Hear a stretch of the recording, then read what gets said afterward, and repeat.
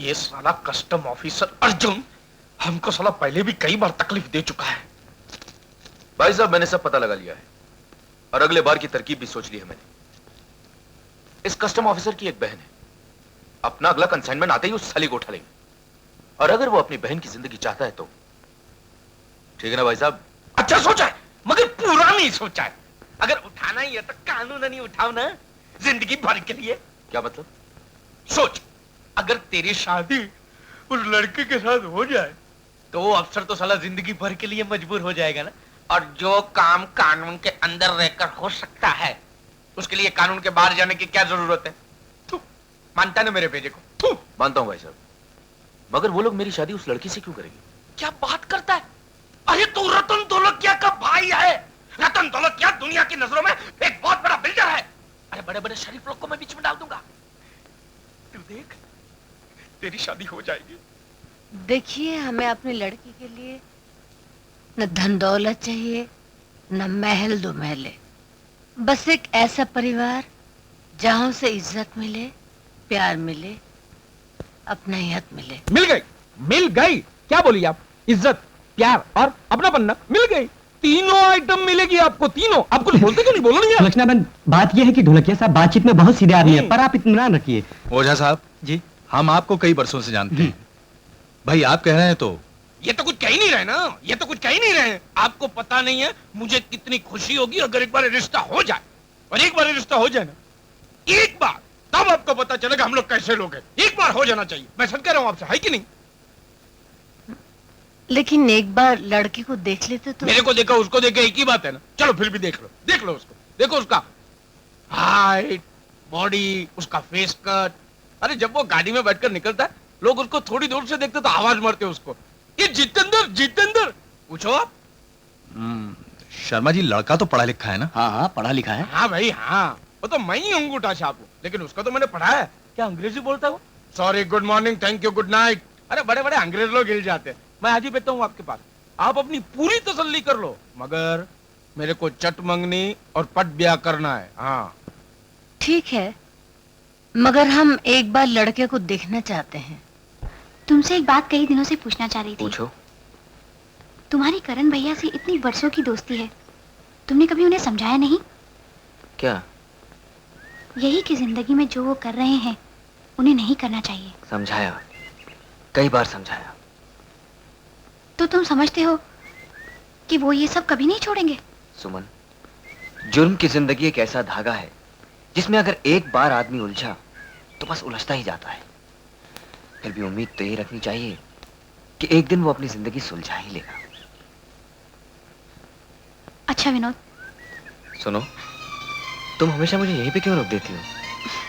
क्योंकि अगले मोड़ से मेरे घर की गली शुरू होती है। तो क्या मैं तुम्हारे घर की गली में कभी नहीं आऊंगा? आओगे, पर पहले मैं किसी तरह अर्जुन भैया और माँ को तो समझा लूं, वरना उनके लिए तो तुम्हारे खिलाफ इतना ही काफी है कि तुम करण भैया के दोस्त हो। हाँ मैं समझता हूँ, और तुम सही वक्त देखकर माँ से हमारे बारे में बात जरूर कर लेना। ठीक है, अब मैं चलूं? बाय। बाय। कैसी हो माँ? आ गई तू? हाँ आ गई। एक बात तो बताओ माँ, माँ ऐसा सवाल क्यों करती है जिनका जवाब भी उन्हें पता होता है? ज्यादा बड़बड़ मत कर, बैठ इधर। लो बैठ गई। तुझे एक ऐसी बात बताऊं जो तुझे ही पता नहीं। वैसे मैं भी तुम्हें एक ऐसी बात बताने वाली थी जो तुम्हें पता नहीं, मगर तुम माँ हो ना, तुम पहले। मैंने बहुत अच्छी जगह तेरी शादी पक्की कर दी है। क्या? हाँ, आज वो लड़का आया था, मुझे तो बहुत पसंद आया। अरे विनोद, कहाँ हो आजकल? दिखाई नहीं देते। मुबारक हो करण। किस बात की मुबारकबाद दे रहे हो भाई? तुम नहीं जानते, सुमन की शादी हो रही है। सुमन की शादी हो रही है? किससे? स्वाहा ओम गणानान्त्वा गणपति पुंगवामहे। अर्जुन जी माँ। बाहर शुक्ला जी आए हैं, उन्हें अंदर ले आओ। अच्छा, आप लोग बैठिए। जी अच्छा। आइए शुक्ला जी। नमस्कार। नमस्कार। नमस्ते। आइए।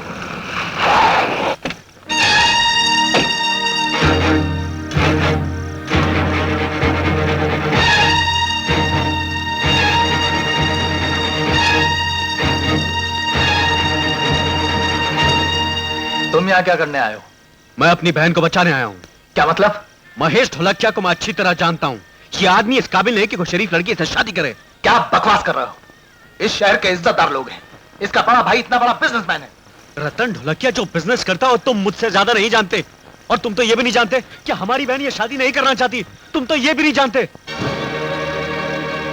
देखो, ये एक शुभ अवसर है। इस वक्त मैं तुम्हारे मुंह नहीं लगना चाहता। अपनी मनहूसियत और पागलपन लेकर तुम यहां से चले जाओ, बेहतर यही होगा। मैं अपनी बहन को यहां से लेकर जाऊंगा। तुम अंदर नहीं जा सकते। मैं अंदर जाऊंगा। गवामहे स्वाहा ब्रह्मा मुरारे त्रिपुरंतकारे बानो शशि स्वाहा।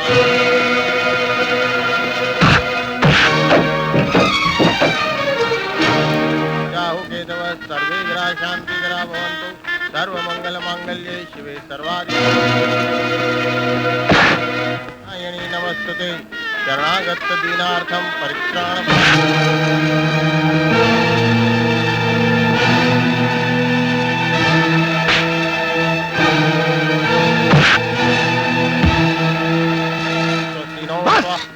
रुक जाओ यहीं। करण, तू यहाँ क्यों आया है? कौन भाई होगा जो सुनेगा कि उसकी बहन को बर्बादी के घाट उतारा जा रहा है और उसे बचाने नहीं आएगा? तुझे शर्म नहीं आती ऐसी अशुभ बात करते हुए? शर्म आती है मुझे ये सोचकर कि मेरे अपने मेरी बहन को इन दरिंदों के हवाले करने को तैयार है। सुलक्षणा देवी, कौन है ये आदमी जैसा बदतमीजी से हमारे साथ बात कर रहा है? ये शायद जानता नहीं हम लोग कौन है वो। मुझसे ज्यादा तुम लोगों को यहाँ कौन जान सकता है रतन ढोलकिया? ये शादी के फेरे मेरी लाश पर से गुजर के ही हो सकते हैं। हम ये बेइज्जती बर्दाश्त नहीं कर सकते। बेइज्जती तो उनकी होती है महेश ढोलकिया, जिनकी कोई इज्जत हो। चले जाओ यहाँ से। आउट। महेश, चल चलो। भाई साहब, भाई साहब, देख लिया ना किस मुंह से तू अपने आप को सुमन का भाई कहता है। तेरी वजह से उसकी बारात वापस लौट गई। इसकी बारात नहीं, बर्बादी वापस लौटी है। सुमन ने जिसे अपना जीवन साथी चुना है उसे मैं अपने साथ लाया हूं। आओ विनोद। कौन है ये? सुमन जानती है माँ। सुमन की शादी अभी होगी, इसी वक्त होगी और इसके साथ होगी। तू क्या समझता है सुमन मेरी मर्जी के खिलाफ जा सकती है? क्यों नहीं जा सकती माँ? तुमने तो मेरी मर्जी तक नहीं पूछी। लेकिन तूने तो मुझे बताया नहीं। अब तुम मुझसे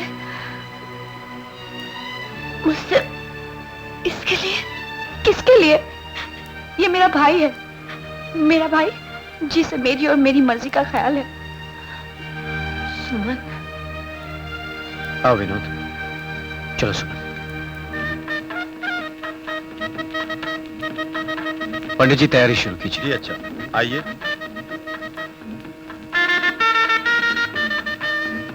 ओम अपवित्र पवित्रो वा सर्वाव्यस्थांगतोऽपि वा यह सम्रेत पुंडरीकाक्षं सभायाभ्यंतर शुचि।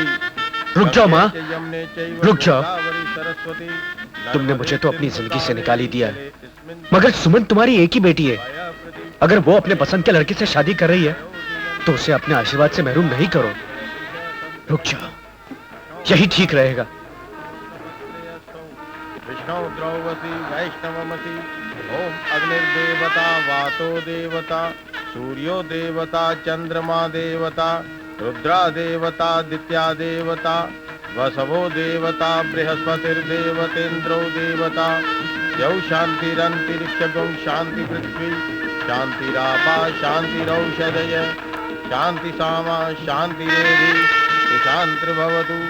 गणानान्त्वा गणपति गुंगवामहे प्रियाणान्त्वा प्रियपति गुंगवामहे निधीनान्त्वा निधिपति गुंगवामहे वसो मम आहमया।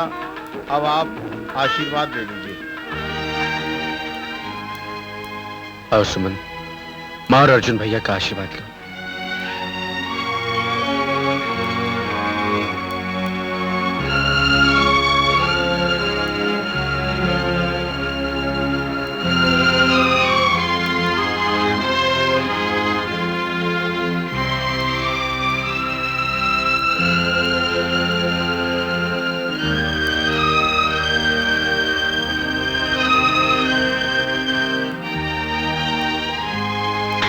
अरे हमेशा सुखी रहो, खुश रहो, यही दुआ है तुम्हारे बदनसीब भाई की। करण भैया, आज एक नई जिंदगी में जा रही हूँ। ये जिंदगी भी तुम्हारी दी हुई है, और इस पर अगर कुछ और मांगू तो वो भी दे दोगे? मेरी जिंदगी मांग कर देखो। बस इतना वादा दे दो कि जिंदगी में जो गलत काम कर रहे हो वो सब कुछ कल के बाद छोड़ दोगे। अगली इतना मामूली तोहफा मांगा अपनी शादी पर, कल से क्यों, आज से छोड़ दिया सब कुछ। अब तो खुश है। करण भैया। शिवानी, मैंने तुमसे कितनी बार कहा है कि ऑपरेशन करते वक्त मुझे डिस्टर्ब मत करा करो। हाँ, तो तुमने सोच समझ कर फैसला कर लिया है? जी कामत साहब, जिंदगी ने मुझे वहां पहुंचा दिया जहां से मेरे रास्ते आपके रास्ते से अलग हैं। मैं चाह रहा हूं ये चाबियां आपके बंगले की और कार की, आपने जो कुछ भी दिया था वो लौटा रहा हूं आज, मगर आपके एहसान फिर भी याद रहेंगे। नमस्ते।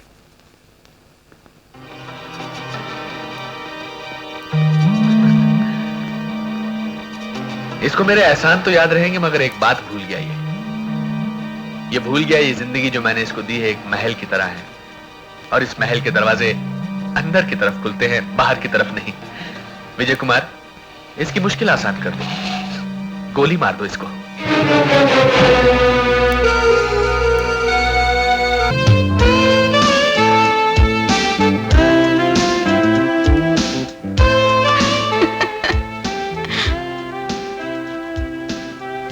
हाय। तुम? हाँ मैंने तुमसे वादा किया था ना कि जिस दिन मैं जुर्म और बेईमानी का धंधा छोड़ दूंगा उस दिन मैं बताऊंगा कि मैं तुमसे कितनी मोहब्बत करता हूं, तुमसे शादी करना चाहता हूं। सो मैं अपना वादा पूरा करने आया हूं मिस एशिया। वादा? तुम तो ऐसे कह रहे हो जैसे मैं तुम्हारे पीछे पड़ गई थी और तुमने मजबूर होकर मुझसे वादा किया। छोड़ो अब इन पुरानी बातों में क्या रखा है। खुशी की बात तो यह है कि मैं आ गया हूं, हाँ कि ना? तुम अपने आप को समझते क्या हो और क्या समझते तुम मुझको? तुम समझते हो कि तुम्हारी बातों ने मुझ पे जादू सा कर दिया है। तुम समझते हो कि ऊपर ही ऊपर से मैं तुमसे ऐसी बातें करती हूँ लेकिन दिल ही दिल में तुम पर मर मिटी हूँ। तुम समझते हो कि एक दिन तुम मेरे घर आके दरवाजे की घंटी बजाओगे, मैं दरवाजा खोलूंगी, तुम कहोगे हाय, मैं कहूंगी हेलो, तुम कहोगे मुझसे शादी करोगी, मैं कहूंगी हाँ क्यों नहीं। यही समझते हो ना तुम? हाँ समझता तो कुछ ऐसा ही हूं। तो एक बात सुन लो मेरे हीरो, तुम ठीक समझते हो, शादी तो मैं तुमसे ही करूंगी। क्या क्या क्या क्या क्या क्या? खुशी के मारे बहरे हो गए हो क्या? बहरा नहीं, पागल हो गया हूं। गाड़ी खराब हो गई है। हाँ वही तो ठीक कर रही हूँ। चलो मैं लिफ्ट दे देता हूँ। लिफ्ट? वो तो तुम पहले ही किसी लड़की को दे चुके हो, तुम्हारी सीट तो ऑक्यूपाइड है। ओ, तुम कमला की बात कर रही हो। वो शादी तो एक इलेक्शन स्टंट था। क्या? हाँ, तुम्हें बताया नहीं? मेरे डैडी ने कहा अगर इलेक्शन में गरीबों के वोट चाहिए तो तुझे कमला के गले में मंगलसूत्र बांधना पड़ेगा। मैंने बांध दिया और वो जीत गए। जीत गए इसलिए अब छोड़ दोगे? एग्जैक्टली। Shut up! हाँ, जुबान पर जरा काबू रखो डार्लिंग। तुम्हारे और मेरे डैडी के एग्रीमेंट के हिसाब से बहुत जल्दी हम दोनों की शादी होने वाली है। हाथ हटाओ। शादी से पहले लोग रिंग प्रेजेंट करते हैं, मैं तुम्हें एक स्वीट स्वीट किस प्रेजेंट करूंगा। कौन है? तेरी स्वीट किस से पहले मेरा हार्ट हिट कैसा लगा बताता हूं, मुंह से नहीं हाथ।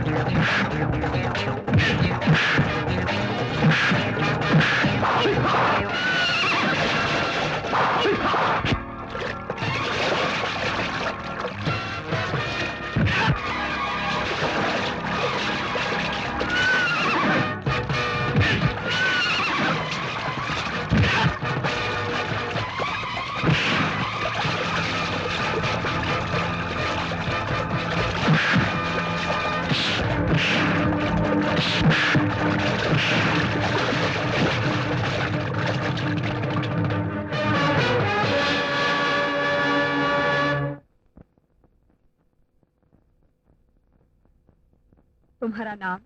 रवि। काम क्या करते हो? कोशिश तो बहुत की, लेकिन इस सरकार ने काम ना देते हुए बेकारी रखा है। और इसीलिए तुम जुर्म की ओर निकल पड़े हो। जुर्म? कैसा जुर्म? तुमने रघु नाम के आदमी को मारा, क्या ये जुर्म नहीं? इस संसार में मारते तो सभी हैं, सिर्फ अंदाज अलग अलग है। जुर्म उगलवाने के लिए पुलिस मुजरिम को मारती है, इंसाफ की कुर्सी पे बैठकर कलम की नोक से आप मुजरिम की जिंदगी को मारती हैं। उसी तरह शराफत की राह से भटके हुए एक आदमी को इंसानियत याद दिलाने के लिए मार दिया, तो क्या जुर्म हो गया? सजा देने वाले तुम कौन हो? मैं इस पवित्र भारत देश का एक नागरिक हूं। यहाँ का समाज नारी को मां और बहन के रूप में देखता है, और उसी समाज के गंदे जरासिम ने एक लड़की की इज्जत पर हाथ डाला, तो मुझे मजबूरन हाथ उठाना पड़ा। कुमारी पद्मा को अदालत में पेश किया जाए। कुमारी पद्मा, कुमारी पद्मा।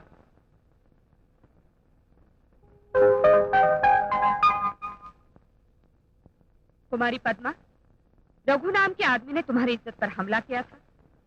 जी नहीं। साफ साफ बयान करो कि क्या वाकया पेश आया था। मैं और रघु एक दूसरे को अच्छी तरह जानते ही नहीं, बल्कि पुराने दोस्त हैं। मेरे और उनके पिताजी के बरसों से राजनीतिक संबंध हैं। सिर्फ इतना ही नहीं, रघु एक आदर्शवादी हैं। उन्होंने एक गरीब लड़की को अपनी पत्नी बनाया। उस दिन इस रवि ने मुझे पकड़ा और जबरदस्ती किस करने की कोशिश की। ऐन वक्त पर रघु ने आकर मुझे बचा लिया, और इस रवि ने गुस्से में आकर बड़ी बेरहमी से रघु को पीट डाला।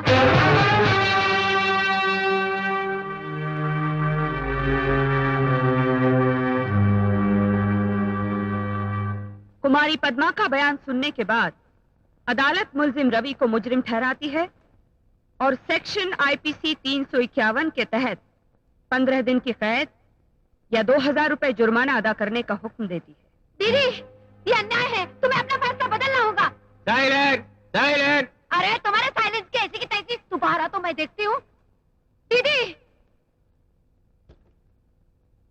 दीदी, ये क्या किया? अच्छा नहीं किया तुमने। क्या ये तुम्हें अच्छा लगता है कि वो? शोर मत मचाओ, ये कोर्ट चेंबर है। अरे कोर्ट चैम्बर है तो मुझे क्या? मैं तो आज तक समझती थी कि मेरे पति के पास ही दिमाग नहीं है, लेकिन आज पता चला कि तुम्हारे पास भी नहीं है। तुम तो अच्छी तरह जानती हो कि रवि औरतों की कितनी इज्जत करता है। वो साली लुच्ची लड़की झूठ बोल गई और तुमने सच मान के रवि को सजा दे दी। हाँ? अरे मैं यहाँ गला फाड़ फाड़ के चिल्ला रही हूँ और तुम जवाब तक नहीं देती। बोलो ना। ये 2000 रुपए जुर्माने की रकम भर दो और उसे छुड़ा लो। अरे दीदी तुम महान हो। मेरी प्यारी दीदी, हजारों साल जियो।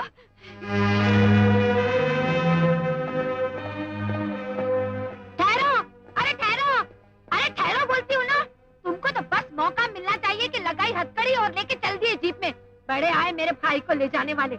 ये देखो रुपए लेकर आई हूँ, जुर्माना भर के अपने भैया को यूँ छोड़ा के ले जाऊंगी। चल रही? नहीं दीदी, मुझे जाने दो, मैं जेल जाकर ही क्या? रहूंगा। रवि, हाँ दीदी, जब इंसाफ की कुर्सी पर बैठने वाले झूठ और सच को ना पहचानते हुए मुझे मुजरिम ठहरा सकते हैं, और इंसानियत के नाते जिनकी मदद करो वो भरी अदालत में झूठा इल्जाम लगाकर मुझे फंसा सकते हैं, तो मेरा भी फर्ज बनता है कि मैं जेल चला जाऊं। रवि, घर के खाने में जरा सा नमक कम पड़ जाए तो तू खाना नहीं खाता। जेल का खाना तू कैसे खाएगा रे? दीदी, आज जब इतना बड़ा धोखा खा लिया तो जेल का खाना क्या मुश्किल है, खा लूंगा। चलिए।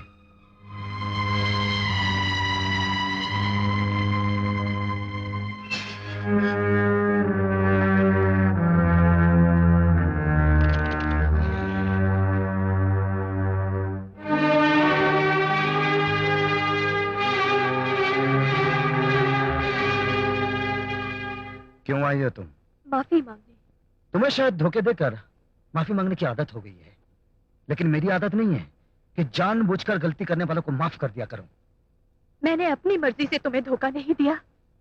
मेरे पिताजी ने मुझे झूठी गवाही देने पर मजबूर किया था। तुम्हारे झूठ से अगर किसी इंसान की जिंदगी बच सकती है तो बोल लो, किसी का घर बच सकता है तो बोल लो, लेकिन अदालत के कटघरे में खड़े होकर झूठ मत बोलो, क्योंकि तुम्हारे झूठ से तुम अपने रिश्तेदारों को, चाहने वालों को बचा तो सकती हो, लेकिन किसी बेगुनाह को बेइज्जत करके जेल की सलाखों के पीछे भी भिजवा सकती हो। मैंने पहले ही कहा ना, मुझे उस बात का अफसोस है, मुझे क्षमा कर दो। और मैंने पहले ही कह दिया ना कि मुझे जानबूझकर की हुई गलतियों को माफ करने की आदत नहीं है। ठीक है, लेकिन कम से कम ये खाना तो खा लो। शुक्रिया, इसकी कोई जरूरत नहीं है। मैंने तुम्हारी बहन को कहते हुए सुन लिया था कि अगर खाना मजेदार ना हो तुम बिल्कुल नहीं खाते, इसीलिए अपने हाथों से बनाकर लाई हूँ। जिंदगी में पहली बार चूल्हे के करीब गई हूँ। देखो, मेरा हाथ भी जल गया। अब भी नहीं लोगे? अच्छा, मैं जाती हूँ, लेकिन एक बात याद रखना, जब तक तुम जेल से रिहा नहीं हो जाते तब तक खाना तो एक तरफ, पानी की एक बूंद भी अपने गले से नहीं उतारूंगी। ठहरो।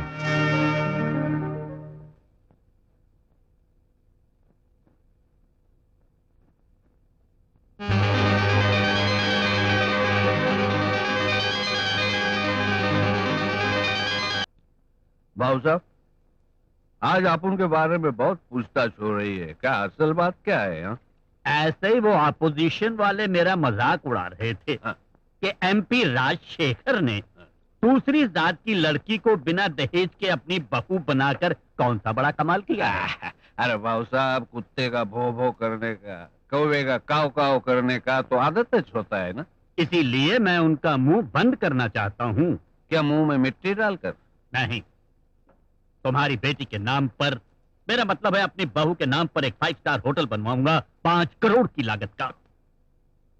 ऐसा भाऊ साहब, ऐसा इतना बड़ा एकदम फड़क दिशी बोल दिया आपने, अगर मेरा हार्ट फेल हो जाता तो। बाप रे बाप, वो होटल किस शहर में बनाने वाले हो तुम्ही? किस शहर में? क्या इसी शहर में? कहाँ? तुम्हारी बस्ती में। पर उधर तो हम लोग के झोपड़े हैं भाऊ साहब। अरे अपने रसूख से उन झोपड़े को तोड़वा डालो। उसके बाद ये गणेश विठल कोल्हापुरी, जो मुश्किल से दिन में 5 रुपए भी नहीं कमा सकता, उसकी बेटी 5 करोड़ की मालकिन बन जाएगी। कैसा लगा मेरा प्लान? न होटल बनाने की बात तो मजेदार है, लेकिन वो झोपड़पट्टी तोड़वाने वाली बात है ना, वो मेरे गले में मछली के कांटे के माफक अटक गई है। गणेश भाई, अगर मेरा प्लान कामयाब हो गया तो तुम्हारी बेटी हमेशा के लिए खुशहाल हो जाएगी। हाँ, ये तो सच है। पर भाऊ साहब, अपनी एक बेटी की आंखों में खुशी देखने के लिए मैं 3000 गरीब बेटियों की आंखों में आंसू नहीं देख सकता। गणेश, एक बार फिर से सोच लो। अरे सोचने की जरूरत ही नहीं है भाऊ साहब, तुम्हारी गंदी बातों ने मेरा भेजा खराब कर दिया। उसे अब दारू से धो के साफ करना पड़ेगा। मैं जाता हूं। याद रखना समझी भाऊ, तुमने गरीब इंसान को रिश्तेदार बनाया है, लालची इंसान को नहीं।